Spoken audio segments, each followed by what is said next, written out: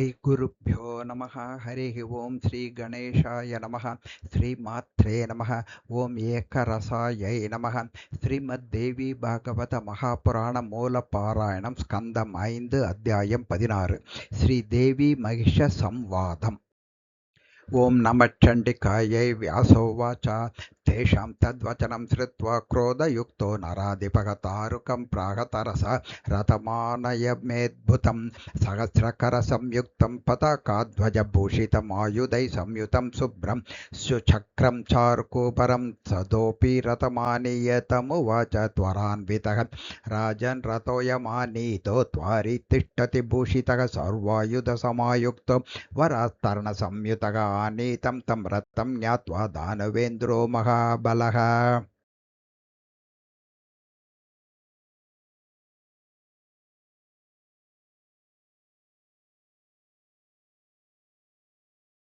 मानुषं देहमास्ताय सङ्ग्रामे गन्तुमुद्यतः विचार्य मनसा चेति देवी मां प्रेक्ष्य दुर्मुखं शृङ्गिणं महिषं नूनं विमनासा भविष्यति नारीणां च प्रियं रूपं तथा चातुर्यमित्यपि तस्मात् रूपं च चातुर्यं कृत्वा यास्यामि तां प्रति यथा मां वीक्ष्य सा बाला भ्रमयुक्ता भविष्यति ममापि च तदैव स्यात् सुखं नान्यस्वरूपतः इति संचिन्त्य मनसा दानवेन्द्रो महाबलः त्यक्त्वा तन्माहिषं रूपं बभूव पुरुषः शुभः सर्वायुधधरः श्रीमां चारुभूषणभूषितः दिव्याम्बरधराघान्तः पुष्पबाणैवापरः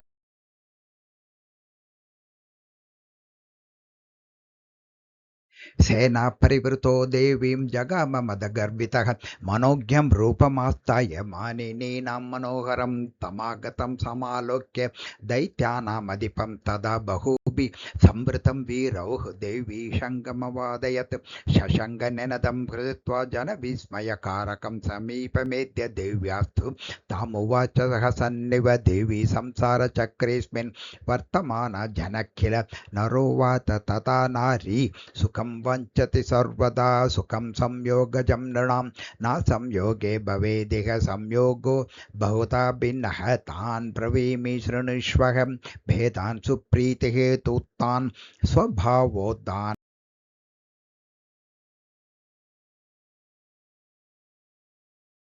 माता पित्रोस्तु पुत्रेण संयोगस्तुतमा स्मृतः भ्रातुर्भ्रात्रा तदा योगः कारणान् मध्यमो मतः उत्तमस्य सुखस्यैव दातृवादुत्तमः स्मृतः तस्मादल्पसुखस्यैव भ्रातादृत्वाच्च मध्यमः नाविकानां तु संयोगः स्मृतः स्वाभाविको बुधैः विविधवृतचित्तानां प्रसङ्गपरिवर्तिनाम् अत्यल्प सुखदातृत्वात् कनिष्ठोऽयं स्मृतो बुधैः अद्युत्तमस्तु संयोगः संसारे सुखदः सदा नारी पुरुषयोगान्ते समानवयसो सदा संयोगो समाख्यातः स एवात्युत्तमः स्मृतः अत्युत्तमसुखस्यैव दातृत्वात् तदावितः चातुर्यरूपवेशाद्यै कुलशीलगुणैस्तथा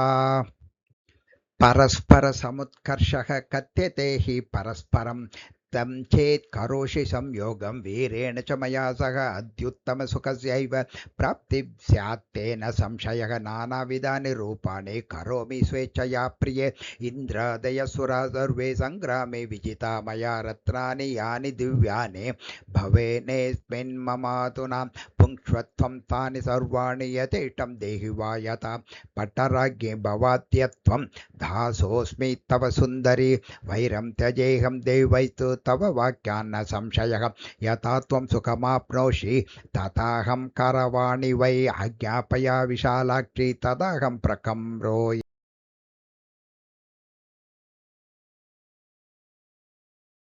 आतुरोऽस्मि वरारोहे प्राप्तस्ते शरणं किल प्रपन्नं पाहि रम्भोर्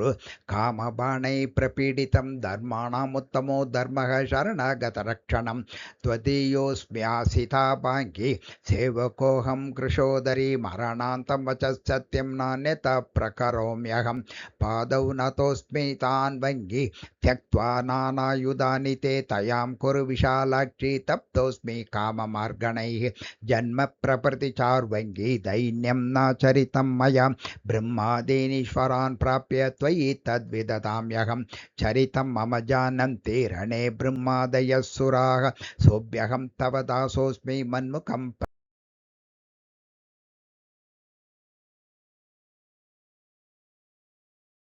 प्रहस्य सस्मितं वाक्यमुवाच वरवर्णिनी देव्युवाच नाहं पुरुषमिच्छामि परमं पुरुषं विना तस्य चेच्छाम्यहं दैत्य सृजामि सकलं जगत् स मां पश्यति विश्वात्मा तस्याहं प्रकृतिशिवा तं सान्निध्यवशादेव चैतन्यमैलाश्वतं जटाहं तस्य संयोगात् प्रभवामि सचेतना अयस्कान्तस्य सान्निध्यादयसश्चेतनायता न ग्राम्य सुखवाञ्छा मे कदाचिदपि जायते मूर्खस्त्वमसि मन्दात्मन् यत्त्रिसङ्गं चिकीर्षसि नरस्य बन्धनार्थाय शृङ्खला स्त्रीप्रकीर्तिता लोहबद्ध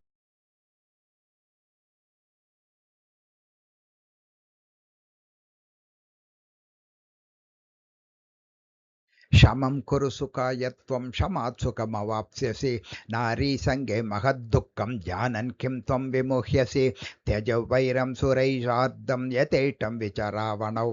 पातालं गच्छ वा कामं जीविते च यदस्ति ते अथवा कुरु सङ्ग्रामं बालवत्स्यस्मि साम्प्रतं प्रेषिताहं सुरैः सर्वैः तव नाशाय दानव सत्यं ब्रवीमि येनाद्य त्वया वचनसौहृदं दर्शितं तेन दुष्टास्मि जीवन गच्छ यथा सुखं सतां सप्तपति मैत्री तेन मुञ्चामि जीवितं मरणे चास्ति चेत् युद्धं कुरु वीर यथा सुखं हनिष्यामि महाबाहो त्वामहं नात्र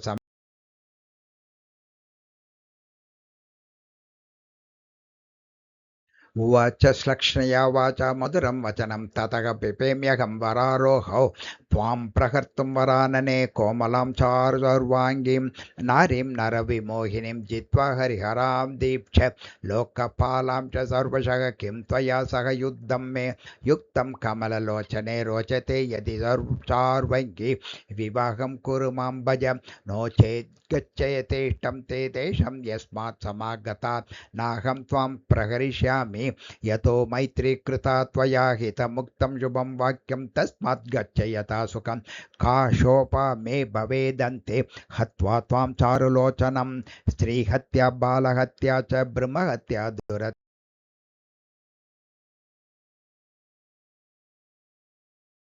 तथापि मे फलं न स्याद् बलात् भोगा सुखं कुतः प्रवीमि सुखेषि त्वां विनयावनतो यतः पुरुषस्य सुखं स्यादृते कान्तामुखाम्बुजात् तत्तत् तैव हि नारीणां तस्माच्च पुरुषं विना संयोगे सुखसम्भूतिः वियोगे दुःखसम्भवः कान्तासि रूपसम्पन्ना सर्वाभरणभूषिता चातुर्यं त्वयि किं नास्ति यतो मां न भजस्यहो तवोपातिष्ठं केनेदं भोगानां परिवर्जनं वञ्चितासि प्रियालाभे वैरिणा केनचित्विह मुञ्जाग्रहमिमं कान्ते कुरु कार्यं सुशोभनं सुखं तव मम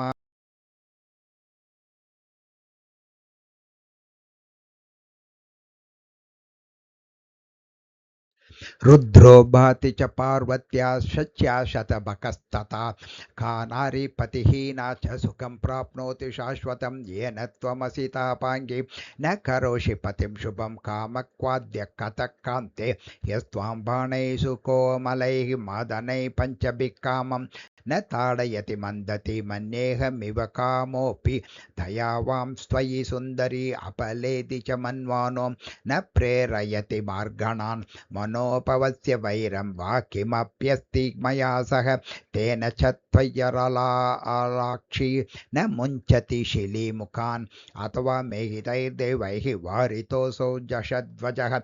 सुख